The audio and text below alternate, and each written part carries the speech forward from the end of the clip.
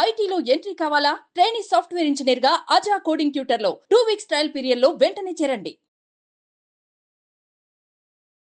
నమస్తే, welcome to Suman TV. నేను మీ Suman TV Usha.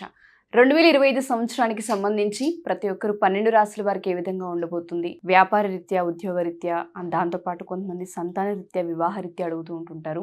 So కలిసి వచ్చే అంశాలు ఏంటి, ఏ ఏ విషయాల్లో జాగ్రత్తలు వహించాలి, పూజలు ఏమైనా చేయించుకోవాల్సిన అవసరం ఉంటుందా, ఈ సమయంలో మేము పెట్టుబడులు పెట్టవచ్చా, ఏ మాసంలో కలిసి వస్తుందని అడుగుతూ ఉంటుంటారు. మరి వాటన్నింటికి సంబంధించి 12 రాశుల వరకు అసలు ఏ విధంగా ఉండబోతుందో మనతో పాటు ఉమాదేవరకొండ గారు ఉన్నారు, ఆయన అడిగి తెలుసుకుందాం.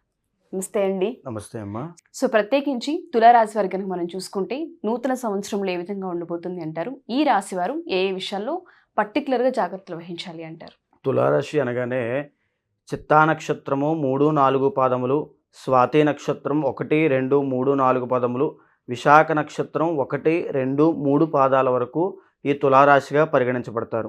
అయితే జరిగినటువంటి రోజులన్నింటిలోనూ కంపేర్ చేస్తే తులారాశి వాళ్ళు చాలా ఇబ్బందులు పడ్డారు పాపము. ఆర్థికంగా, ఆరోగ్యపరంగా అప్పుల పాలయ్యి, ఉద్యోగంలో ఇబ్బందులు వచ్చి, వివాహం కాక అంటే వివాహయోగం ఎప్పుడు వస్తుందని ఎదురు చూస్తూ, అంటే తులారాశి అండి మాది, మాకు లాస్ట్ ఇయర్ వివాహం అయింది మరి అని అంటే అది అంతర్గత జాతక ప్రభావం అయి ఉంటుంది. కానీ తులారాశికి జరిగినటువంటి రోజుల్లో అన్నీ తీవ్రమైన ఇబ్బందులు ఉన్నాయి. కానీ రాబోయేటువంటి రోజుల్లో 2025వ సంవత్సరంలో మార్చి 30 తరువాత శని మారుతున్నాడు. మీనంలోకి వెళ్ళిన తరువాత 6వ స్థానానికి ఈ యొక్క తులారాశి వాళ్ళకి 6వ స్థానంలో శని, అదేవిధంగా మే 15వ తారీఖు దగ్గర నుంచి భాగ్యస్థానము అంటే 9వ స్థానంలో గురుడు రాబోతున్నారు. ఎప్పుడైతే మే 15 తరువాత గురుడు భాగ్యస్థానంలోకి వెళ్తాడో వీళ్ళకి ఆర్థికంగా విపరీతంగా లాభాలు వస్తాయి. ధనలాభము, రుణాలు ఏమైనా చేసుంటే అవన్నీ తీరిపోతాయి. తరువాత ఎవరైనా ఇప్పటిదాకా సెటిల్మెంట్ లేదు అనుకుంటే వాళ్ళకి సెటిల్మెంట్ ఉంటుంది. గురుడు ఎప్పుడూ కూడా స్వర్ణ లాభాన్ని ఇస్తాడు, అంటే బంగారు ఆభరణాలు చేయించుకునేటువంటి యోగము, వాహన సౌఖ్యము, విజయము. అంటే కాంపిటేటివ్ ఎగ్జామ్స్ రాసే వాళ్ళకు కూడా విజయం అనేది 2025 సంవత్సరం మే తరువాత ఉంటుంది. సో ఈలోపు ఎవరైనా ప్రయత్నం చేయాలనుకుంటే తప్పకుండా ప్రయత్నం చేసుకోవచ్చు. అదేవిధంగా అపారమైనటువంటి జ్ఞానము, అంటే ఆధ్యాత్మికత వైపు ఉన్న వాళ్ళకైనా లేదా చదువుకునేటువంటి విద్యార్థులకైనా సరే విద్య రాణిస్తారు ఇంకా బాగా. 2025 మే తరువాత విద్యలో చాలా ముందుకుంటారు. ఇప్పటిదాకా డల్గా ఉన్నటువంటి పిల్లలు కూడా ఈ తులారాశి వాళ్ళు 2025 తరువాత మే తరువాత చాలా బాగుంటుంది. బాగున్న తర్వాత ధనలాభం వ్యాపారస్తులకి వాళ్ళకి ఉంటుంది. అదేవిధంగా పేరు ప్రఖ్యాతులు పెరగడము, అంటే ఏదైనా ఉద్యోగంలో ఎప్పటి నుంచో మీరు ఉన్నట్లయితే, పనిచేస్తూ ఉన్నట్లయితే ప్రమోషన్స్ వస్తాయి తప్పకుండా. ఆకస్మికంగా వెంటనే శీఘ్రంగా వస్తాయి. కానీ ఎప్పుడైతే ఈ యొక్క శని యొక్క ప్రభావం ఉన్నదో, ఈ యొక్క శని ప్రభావం వల్ల కొంచెం లిటిగేషన్స్లో మాట వల్ల ఇబ్బంది పడేటువంటి ఇబ్బందులు అనేవి వస్తాయి. సో వాటి విషయంలో తులారాశి వాళ్ళు చాలా జాగ్రత్తగా ఉండాలి. సినీ రంగం వాళ్ళకి, ముఖ్యంగా సినిమాటిక్ ఫీల్డ్లో ఉన్న వాళ్ళకి, అది ఏ క్రాఫ్ట్ అయినప్పటికీ కూడా, రైటర్స్ అయినా, లేకపోతే మ్యూజిషియన్స్ అయినా, సింగర్స్ అయినా, డైరెక్టర్స్ అయినా, యాక్టర్స్ అయినా, క్యారెక్టర్ ఆర్టిస్టులు అయినా, ఎవరైనా సరే, మేకప్ ఆర్టిస్టులు అయినా కూడా, యాంకర్స్, మోడలింగ్, ఫ్యాషన్, ప్రతి ఒక్కరికి కూడా 2025 మే తరువాత బ్రహ్మాండంగా ఉండబోతుంది. వాళ్ళ ప్రయత్నాలకి తగినటువంటి గుర్తింపు అనేది చూడబోతున్నారు. ఓకే. అంటే ఎవరికైతే తులారాశిలో ఇండిపెండెంట్గా వారి యొక్క స్కిల్ మీద బ్రతుకుతూ ఉంటారో ఆ స్కిల్కి తగ్గట్టుగా ఫలితాలు అనేవి 2025 మే తరువాత రాబోతున్నాయి. సో 2025 మే వరకు మాత్రం కొంచెం జాగ్రత్తగా ఉండాలి. అదేవిధంగా శనికి సంబంధించినటువంటి విషయాల్లో, అంటే మీ అంతర్గత జాతకం కూడా చూసుకుని దానికి తగ్గట్టుగా మీరు తగినటువంటి శాంతి పరిహారములు ఆచరించాలి. ముఖ్యంగా తులారాశి వాళ్ళు 2025లో చేయాల్సినటువంటి పని, శివుడికి ఆవు నేతితో అభిషేకం చేయాలి. అది కూడా ఇంట్లోనే ఒక స్ఫటికలింగాన్ని తెచ్చిపెట్టుకుని ప్రతిరోజు ఆవు నెయ్యి, స్వచ్ఛమైనటువంటి ఆవు నేతితో అభిషేకం చేయాలి. 2025 సంవత్సరంలో తులారాశి వాళ్ళు తప్పకుండా దర్శనం చేసుకోవాల్సినటువంటి క్షేత్రము మహాకాళేశ్వరము. అక్కడికి వెళ్ళి దర్శనం చేసుకున్నట్లయితే వాళ్ళకి ఎలాంటి దోషాలున్నా, ఎలాంటి సమస్యలున్నా, అది ఎంతటి దీర్ఘకాలిక ఆరోగ్య సమస్య అయినప్పటికీ కూడా అవన్నీ కూడా తొలగిపోతాయి. తులారాశికి సంబంధించినటువంటి ప్రతి దోషము మహాకాళేశ్వర దర్శనంతో పోతాయి. సో వివాహంలో, సంతాన విషయంలో వీళ్ళు ఈ సంవత్సరంలో ఏదైనా సరే ఒపీనియన్ కావచ్చు, డెసిషన్ కావచ్చు తీసుకోవచ్చు అంటారా? తీసుకోవచ్చు అండి. బ్రహ్మాండంగా 2025 మే 15 తరువాత వీళ్ళ యొక్క నిర్ణయాలన్నీ కూడా విజయ బాట పడతాయి. ఉమ్. విజయం వైపే ఉంటాయి. ఏ నిర్ణయం తీసుకున్నా అవన్నీ వాటి వైపే ఉంటాయి. తులారాశి వారికి మాత్రం ఈ సంవత్సరాంతం బాగుంది అని చెప్పొచ్చు. బాగుంది. వ్యాపారంలో పెట్టుబడులు పెట్టాలనుకునే వాళ్ళు బాగుందండి. మే తర్వాత ప్రారంభించవచ్చు అంటారు. ప్రారంభించవచ్చు. మే తర్వాత వ్యాపారం విషయం మాత్రము నేను చాలా సెన్సిటివ్ విషయం అండి. ఎందుకనంటే వ్యాపారం పెట్టచ్చు అనగానే చాలామంది ఇన్వెస్ట్మెంట్ చేసేసి చాలా మోసపోవచ్చు, నష్టపోవచ్చు, ఇబ్బంది పడుతూ ఉంటారు. ఏదైనప్పటికీ కూడా అంతర్గత జాతకాన్ని బేస్ చేసుకుని మాత్రమే ముందుకు వెళ్ళాలి. గోచారంతో అంతర్గత జాతకాన్ని సమన్వయం చేసుకోవాలి. లేకపోతే చాలా ఇబ్బందులు పడతారు, నష్టపోతారు. వ్యాపారం పెట్టొచ్చు కదా అని చెప్పి పెట్టేసి నష్టపోయిన వాళ్ళు ఎంతోమంది ఉన్నారు. సో దాన్ని ప్రైమరీగా ఒక బేసిక్గా తీసుకోవాలి తప్ప దాన్నే ఫైనల్ డెసిషన్గా తీసుకోకూడదు.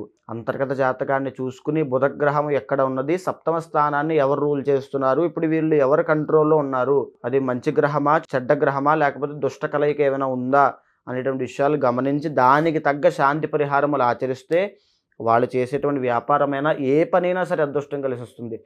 చాలామంది ఇంత పని చేస్తారంటే నన్ను ఇసుక రవ్వంత పని చేస్తారు, వాళ్ళకి అదృష్టం కలిసి వచ్చి ఎక్కడికో వెళ్ళిపోతారు. ఆ రకమైనటువంటి కలయికలు అవి కావాలంటే అంతర్గత జాతకాన్ని కూడా సమన్వయం చేసుకోవాలి. ఒక్కొక్క రాశికి ఒక్కొక్కలా మనకి కనిపిస్తుంది. అంటే అంతర్గత జాతకం ప్రకారం ఇంకొంచెం ఇన్వాల్వ్ అయి ఉంటుంది కాబట్టి ఎవరైనా పర్సనల్గా జాతకరీత్యా కలవాలి అనుకున్నా ఆర్థికంగా కొంతమంది వెనుకబడి ఉన్నారు, కొంతమందికి అనారోగ్య సమస్యలు కనిపిస్తున్నాయి, కొంతమందికి వ్యాపారంలో పెట్టుబడులు పెట్టి లాస్ కనిపించే అవకాశం కనిపిస్తుంది. కాబట్టి డెసిషన్ మేకింగ్లో ఏదైనా మార్పులు చేర్పులు చేసుకోవాలి అనుకున్నా అంతర్గత జాతకాన్ని బట్టి ఏ నెలలో ఏ వైపు వెళ్తే బాగుంటుందన్న దిశగా వాళ్ళు కనుక్కోవాలి అనుకున్నా మనం అపాయింట్మెంట్ తీసుకునే అవకాశం ఉంటుందా? వాళ్ళ జాతకాన్ని మీరు ఏ విధంగా పరిశీలిస్తారు? ముఖ్యంగా ఇప్పటిదాకా మనం మాట్లాడుకున్న ద్వాదశ రాశులకి 2025 సంవత్సరంలో ఎలా ఉండబోతుంది అనేది నేను చాలా విషయాల్లో చాలా అంశాలు ప్రస్తావన వచ్చినప్పుడు చెప్పాను. ఇది యూనివర్సల్ ప్రొడక్షన్ అండి. అంటే 2025 సంవత్సరంలో మీ ఇంటి పక్కన సుబ్బారావు మీనరాశి అయితే మీది మీనరాశి అయితే ఇద్దరికీ ఒకటే రకమైన ప్రొడక్షన్స్ ఉంటాయి. ఆయన ఏజ్ 50 సంవత్సరాలు, మీ ఏజ్ 25 సంవత్సరాలు. అదేంటి మరి ఇద్దరికి ఒకేలా ఉండడం ఏంటంటే ఏజ్ రీత్యా కొంచెం మారుతుంది. మీ యొక్క అంతర్గత జాతకం మాత్రము మీకు మాత్రమే సంబంధించింది, ఇంకా సుబ్బారావు వెంకట్రావు సంబంధించింది కాదు. కేవలం ఏదైతే మీరు చూపించుకుంటున్నారో దానికి సంబంధించింది యూనిక్గా మీకు మాత్రమే ఉంటుంది.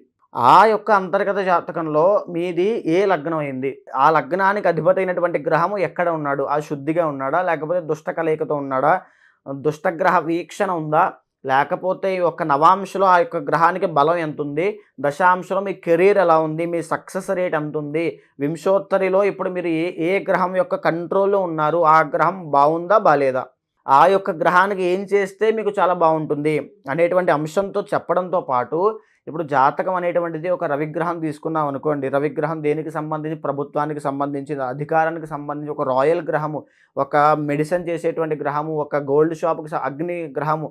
సో ఇన్ని కారకత్వాలు ఉంటాయి. ఒక మనిషి జాతకం మనం చెప్పేటప్పుడు ఒక యాస్ట్రాలజర్గా ఆ వ్యక్తిని సక్సెస్ వైపు మనం తీసుకెళ్ళాలి. మనం జాతకం చెప్పేసి రవి బాగాలేదు, రవికి సంబంధించినవన్నీ చేయించు, ఓకే అక్కడ వరకు యాస్ట్రాలజర్. కానీ నేనేం చేస్తానంటే ఆ వ్యక్తి యొక్క పర్సనల్గా అతని అభిప్రాయాలని, ఒపీనియన్స్ని, అతని ఇంట్రెస్ట్లని ప్రతిదాన్ని గమనించి వాటికి తగ్గట్టుగా ఆ వ్యక్తి యొక్క జీవితాన్ని ఒక ప్రణాళిక సిద్ధం చేస్తా. మీకు ఏదైతే సూట్ అవుతుందో, ఏ బిజినెస్సో, ఏ జాబో, ఏ ఆరోగ్య సమస్య వల్ల మీరు బాధపడతారో, ఏ సమయంలో బాధపడతారో చెప్పి దానికి తగ్గ ప్రయత్నం మీ జీవితంలో మార్చుకోవాల్సిన అంశాలతో సహా నేనే డిసైడ్ చేస్తా. సో అక్కడ అంతర్గత జాతకం అనేది కీ రోల్ ఉంటుంది. ఓకే, సో మనం ప్రిడిక్షన్ చేసేటప్పుడు వాళ్ళ ఒపీనియన్స్ని బట్టి, వాళ్ళ తీసుకోవాలి, వాళ్ళ ఇంట్రెస్ట్ ఏంటి. మనం ఇప్పుడు చెప్తామండి, ఒక తల్లి వచ్చి బాబుతో ఏం చేయించాలి, నేను డాక్టర్ చేయించండి అని నేను చెప్తాను. ఆ అబ్బాయికి ఇంట్రెస్ట్ ఉండదు. ఆ అబ్బాయి ఏదో చేద్దాం అనుకుంటాడు. ఎందుకు నేను చెప్తాను బైపీసీ అని చెప్పి బుధగ్రహం కానీ రాహు కేతులు కానీ ఉన్నారు అనుకోండి, బైపీసీ దానికి సంబంధించి చాలా బాగుంటుంది. కానీ ఆ అబ్బాయికి ఒక టెలిఫోన్ ఇండస్ట్రీ పెట్టుకోవాలి, ఒక ఎలక్ట్రానిక్స్ పెట్టుకోవాలని ఉంటుంది. ఆ అబ్బాయికి నాకు డైరెక్ట్గా ఇన్వాల్వ్మెంట్ లేక నాకు చెప్పలేకపోవచ్చు. ఆ తల్లి ఏమనుకుంటారు, ఆస్ట్రాలజర్ ఈ యొక్క బైపీసీ చెప్పారు కాబట్టి దాన్నే చేయించాలని ఫోర్స్ చేస్తారు. ఆ అబ్బాయికి అది ఇంట్రెస్ట్ ఉండదు. ఇంట్రెస్ట్ ఉండగా బలవంతంగా చేస్తారు, మధ్యలో డ్రాప్ అవుట్ అయిపోతాడు. కానీ మనం దీర్ఘంగా ఆలోచిస్తే బుధుడికి కొన్ని వందల కారకత్వాలు ఉంటాయి. బుధుడు బిజినెస్కి కూడా కారణము, రాహు ఈ యొక్క టెలిఫోన్కి కూడా కారణము. సో ఇన్ని కారకత్వాల్లో ఆ అబ్బాయితో మనం ఎప్పుడైతే ముఖాముఖిగా మాట్లాడతామో ఆ వ్యక్తి యొక్క అభిప్రాయాలు బట్టి ఆ వ్యక్తికి ఏది సూట్ అవుతుంది, ఏది బాగుంటుందో లేదో చెప్పచ్చు. ఆ వ్యక్తిని విజయబాటలో పయనించడం మనం చేయొచ్చు, సక్సెస్ రేట్ని పెంచవచ్చు. ఆ అబ్బాయికి కోపం ఎక్కువ, ఓవర్ థింకింగ్ ప్రాబ్లం ఎక్కువ, ఇవన్నీ చాలా ప్రాబ్లమ్స్ ఇప్పుడు ఉన్నటువంటి జాతకాల్లో చాలా ఎక్కువ మందికి ఉంటాయి. వాటిని ఎలా సరిచేయాలి, ఎలాంటి సజెషన్స్ ఇవ్వాలి, ఎలా అడ్వైస్ ఇవ్వాలి అబ్బాయికి, తర్వాత ఎలా అబ్బాయి యొక్క మనసును మార్చాలి. చాలామంది ఇంట్లో చెప్పుకున్న ప్రాబ్లమ్స్‌తో, బ్రేకప్స్‌తో బాధపడుతూ ఉంటారు. అలాంటి వాళ్ళని ఆ డిప్రెషన్, యాంగ్జైటీ నుంచి ఇలా బయటికి తీసుకురావాలి. ఆ యొక్క ఏ మంత్రం చదవడం వల్ల, పాజిటివ్ వైబ్ వల్ల ఆ వ్యక్తి యొక్క థాట్ ప్రాసెస్ మారుతుంది. నేను ఇంక బ్రతకను, చచ్చిపోతాను, నాకు ఇదేమొద్దు అని చాలామంది డ్రగ్స్‌కి అడిక్ట్ అయిన వాళ్ళు నా దగ్గరికి వచ్చిన వాళ్ళు ఉన్నారండి. బ్రేకప్ అయిన వాళ్ళు వచ్చిన వాళ్ళు ఉన్నారు. తర్వాత విపరీతమైన డ్రింక్ అడిక్ట్ అయిన వాళ్ళు వచ్చిన వాళ్ళు ఉన్నారు. వాళ్ళందరినీ దాని నుంచి బయటికి తీసుకురావాలి. ఆ ట్రాన్స్ నుంచి బయటికి తీసుకొచ్చి ఎలాగ వాళ్ళు అసలైన నిజాన్ని తెలుసుకుని, అతనికంటూ ఒక ఇండిపెండెంట్ ఒక ఇది ఉండాలి, స్ట్రాటజీ ఉండాలి. దాన్ని ఆ అబ్బాయితోనే ఎలా చేయించాలి అనేటువంటి విషయం అంతా కూడా చాలా కూలంకషంగా మాట్లాడాల్సిన అంశం అండి. ఒక్క విషయంలో తెలియదు కాదు ఇది. 2 గోచారము, గ్రహచారము 2 కూడా సమన్వయం చేసుకుంటూ ఆ వ్యక్తి యొక్క ఆ వ్యక్తి యొక్క వయస్సుని, ఆ వ్యక్తి యొక్క అభిప్రాయాల్ని, ఆ వ్యక్తి యొక్క కోరికల్ని, ఇంట్రెస్ట్‌ల్ని, సమస్యల్ని ప్రతి దాన్ని పరిగణలోకి తీసుకుని ఒక్క పరిహారం చెప్తాను. ఆ పరిహారం చేస్తే తప్పకుండా ఆ వ్యక్తికి ఎక్కడికో వెళ్తాడు. డెఫినెట్గా అండి. సో ఎవరైతే మా ఈ వీడియోస్ చూస్తూ ఉంటుంటారో అంతర్గత జాతకం కనుక మీరు చూయించుకోవాలి అనుకున్నా, మీ రాశి వారి ఈ వీడియో చూసి ఒకసారి ఉమాదేవరకొండ గారిని కలవాలి అనుకుంటున్నామని కనుక మీరు అనుకుంటే కింద స్క్రోల్ అవుతున్న కాంటాక్ట్ నెంబర్ని కాంటాక్ట్ చేయొచ్చు.